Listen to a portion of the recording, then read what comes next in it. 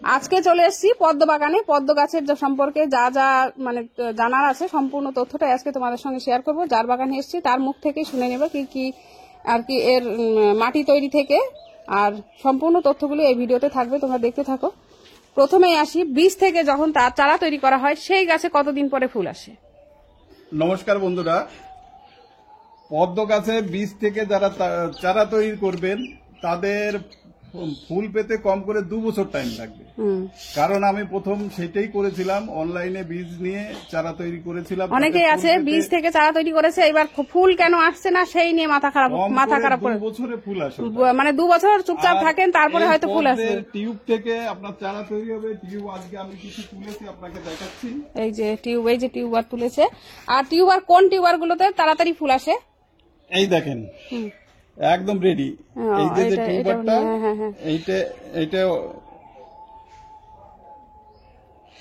চারা তৈরি হয়েই আছে একদম। ওই পাতাগুলোই করা দেখুন কতগুলো ব্রাঞ্চ বেরিয়েছে এক একটা টিউব থেকে। জাস্ট এটা কাদার ভিতরে। আর পদ্মর চারা বসানো, মাটিটা কেমন হবে বলে দেন এবার। এই দেখেন পদ্মের চারা বসানো ঠিক এইটুকুন, একটা গামলা নিয়ে এইটুকুন পরিমাণে গোবর সার দিতে পারলে খুব ভালো হয়। গোবর সার দেওয়ার পরে গোবর সার কিংবা ভার্মি কম্পোস্ট, অনেকের গোবর সার থাকে না, তারা ভার্মি কম্পোস্ট দেবেন। আর এই পরিমাণে, এই যে গামলার এই পরিমাণটা মাটি বলতে কাদা মাটি, পাক মাটি পেলে খুবই ভালো। পাক, তাই তো? পাক যদি পান তাহলে ভালো। আমি যেমন নদী থেকে পাক তুলে দিই, আপনারা যদি পান তো ভালো, নালে মাটি, নদী বা পুকুরের পাক মাটি ওটা স্বাদ থাকে, তো ওইটা হলে খুবই ভালো। আর যদি অনেকেই কমেন্ট করে এই পর্যন্ত নাকি মাটি দিতে হয়, আমি বসিয়েছি তো এইটুকু মাটি দিয়ে মাটি দেবেন, এইটুকুন জল। হ্যাঁ, এইটুকুন জল। এইবার আমাকে অনেকে বলছে যে এতখানি মাটি দিতে হয়। এবার আমি ওই জন্য আপনার কাছে জিজ্ঞেস করছি, মানে শিওর আপনি তো মানে এগুলো তো মানে অনেকদিন থেকে করছেন, আপনি অভিজ্ঞ, তাই আপনার কাছ থেকে শুনে নিচ্ছি। মাটিটা ওইটুকু মানে আমি যতটা দিয়েছিলাম দিয়ে দেখিয়েছি ততটাই ঠিক। দেখুন একটা গামলার মোটামুটি এইটুকুন আপনি একটু জল দেবেন, তো এইটুকুন যদি সার দেন, এইটুকুন মাটি দেন, আর এইটুকুন জল দেবেন। একটা এইটুকুন যদি জল দেন, এইটুকুন যদি না থাকে, এই যে গাছটা দেখুন, এই গাছটা দেখুন, এইটা রেড পিওনি, এটা এত সুন্দর ভ্যারাইটি, এই ফুলটা খুব ভালো ভ্যারাইটি। আর যখন প্রচুর ফুল ফুটবে তখন আপনাদের অবশ্যই দেখাবো। আজকে যত্নগুলোর জন্য এসেছি যে কি কি যত্ন করতে হয়। আর পদ্ম গাছে কোনো কীটনাশক স্প্রে করতে হয়? পদ্ম গাছের আমি এখনই দেখিয়ে দিচ্ছি আপনাকে। পদ্ম গাছে একটা ছোট্ট পোকা আসে, পোকাটা হচ্ছে পাতায় ছোট্ট টাইপের একটা পোকা থাকে। ওই পোকাটা মেরে দিলেই ভালো হয়। এক্সপ্রে পদ্ধতি জল দাঁড়ায় না, তাও মাঝে মাঝে যদি এক্সপ্রে করে দেন, পোকাটা আমি দেখাচ্ছি। এই যে পাতাগুলো আমি ছিঁড়ে দিয়েছি, যেগুলো থাকে, মানে এতে ছোট ছোট পোকা হয়, সেটা পারলে ছেড়ে, সবুজ কালারের পোকা, ওই পাতা খাওয়া পোকা যেটা বলে, আর ছিঁড়ে দিতে পারলে ভালো হয়। আর যদি পারেন কীটনাশক মেরে দিতে পারলে সবচাইতে বেটার। হ্যাঁ, আর হচ্ছে এই গাছে যখন এই গাছের যে গামলায় মশার যে উপদ্রব হয় সেটা কি করতে হবে? আচ্ছা, গামলায় দেখুন এতগুলো আমার পদ্ম 40টা ভ্যারাইটি। আপনারা এই যে শ্যাওলা, এই শ্যাওলাটা এই প্রত্যেকটা গামলায় দেখেন দেওয়া আছে।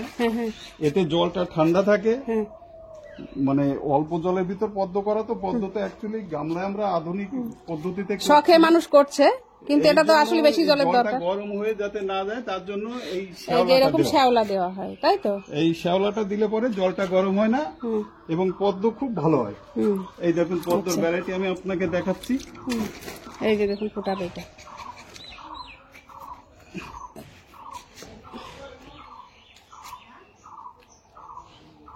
এই দেখুন, বাহ দেখুন।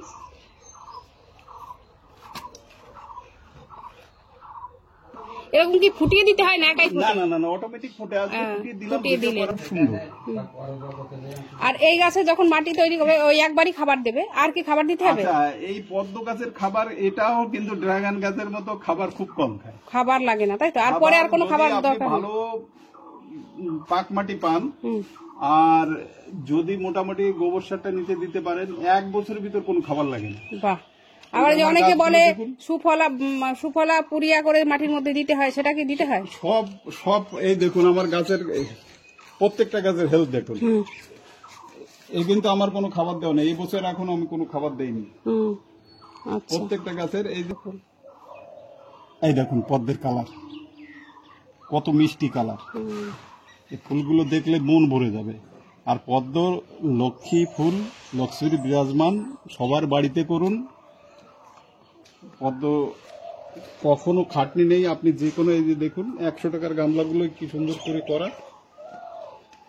আর হচ্ছে পদ্ম গাছের মশার ব্যাপারটা, মশার ব্যাপার তো বললাম, আপনি যদি এরকম শ্যাওলা দিন তাহলে কোনো মশা নেই, আর যদি আপনি শ্যাওলা না দিতে পারেন তাহলে মাছ ছেড়ে দেবেন, গাপ্তি মাছ। ও এটা দিলে মশা হবে না?